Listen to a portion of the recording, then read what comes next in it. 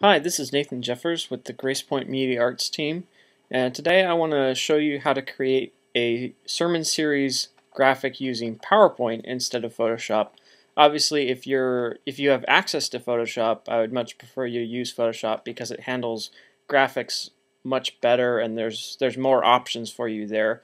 But if you don't have access to Photoshop, PowerPoint is a viable option for creating a PowerPoint graphic because that's it's at the same aspect ratio and everything for that Steve will use on a Sunday.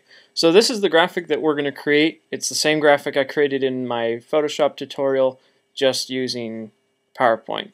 I'm running on a Mac and I'm using Office version 2008 for Mac. So if you're on a PC or you have a different version on the Mac, it's going to look probably a lot different than this, but the tools should be the same.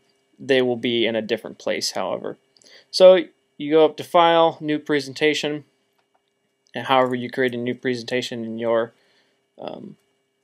version, and then we'll go to Insert, Picture, and this is we're going to find that old Bible that we used. So I'm going to go find that here. It's in my Media Arts tutorial, PowerPoint tutorial. There it is, Hebrew Bible.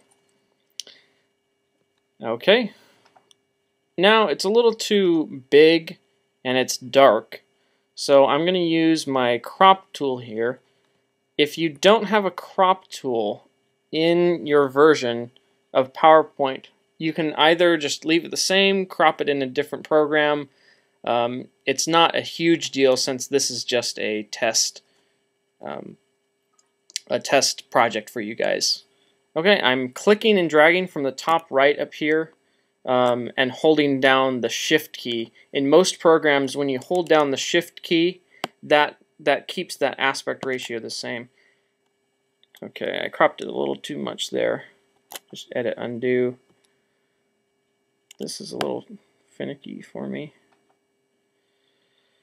Okay, I'm just going to go slightly there and then crop it down from the bottom left, going up just a little bit. Okay, that looks okay. Now I'm just going to resize it by clicking on these anchor points on the top right and bottom left. Just resize it just like that. It's a little dark, and here in my formatting palette under the picture there's a brightness and contrast option. So I'm going to just up the brightness to about 15% and then turn up the contrast to about 20%, maybe even 25%. It doesn't have, okay, I'm actually going up to 30. It doesn't have great photo editing tools, obviously, since this is just a PowerPoint presentation tool. But that gets the job done just to brighten up the picture and give it a little bit more contrast. Okay, now we're going to create that shape, that rectangle. So going up to Shapes, Rectangle, you can also go Insert, Shape, and then I'm going to choose the rectangle here and just drag it from the top left to the bottom right.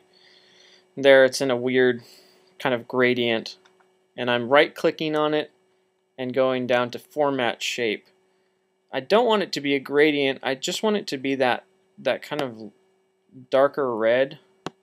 So I'm going to choose a dark red here. And I think there's also a line on it. I don't want a line. And then just so you can see up here. Your options may look different. You will have to explore a little bit and just find wherever you're going to format the shape. So I just changed the fill to a red, took away the line, and also took away the shadow behind it. Now, actually I should have done this while I was in there. Going back to Format Shape, I want to give it a transparency, and I'm not quite sure where that's going to be. Oh, it's in Fill. Alright, I'm going to change the transparency to 40%. That looks pretty good. And press OK. Alright, that looks decent. That looks pretty close to our Photoshop file. Now I'm going to add the text just by using a text box.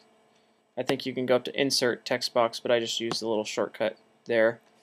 And it's Church History we want to format that. It's a familiar Microsoft Office formatting palette over here.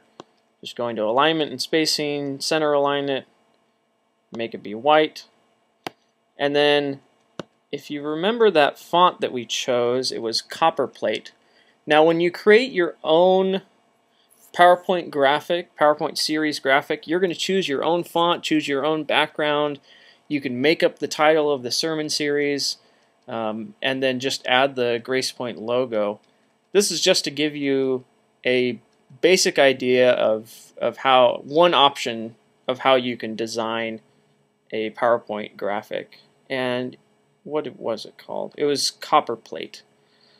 Going down to Copperplate, regular, size it up just a little bit more, and I think that looks pretty good. I might move it around a little bit. I'm clicking on the text box line here, and that brings up that little compass with the arrows, and that allows me to nudge it using my arrow keys. Okay, now I'm going to insert the GracePoint logo. I'll go up to Insert Picture, and I'm going to have this available for download on our resources page. I'll link to that.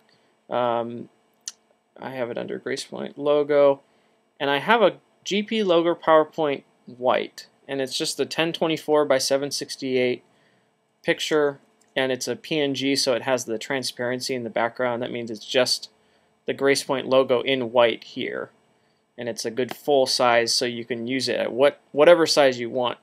I'm just going to shrink it down to about the same size I had it in the other one. It's a little light. You can't see it very well, so I want to add a shadow to the background. So I'm going to right click, do the format picture, and give it a shadow. And in this version, for me, it's just giving a shadow just to that logo, which is really, really nice. I don't know if in your version it will do that, but hopefully it stays the same between versions and operating systems. So it's got somewhat similar controls to Photoshop. Obviously, Photoshop has more extensive controls, but these get the job done. So there, that's pretty close. Just press OK. And there you go. I mean, that was a lot easier in the short term because it's quite simpler in Photoshop to do this, but or in PowerPoint, excuse me. And then we're going to save this as, let's see, I'll have the format be regular PowerPoint, the 97 to 2004, since that was more compatible, and we'll call it Church History PowerPoint.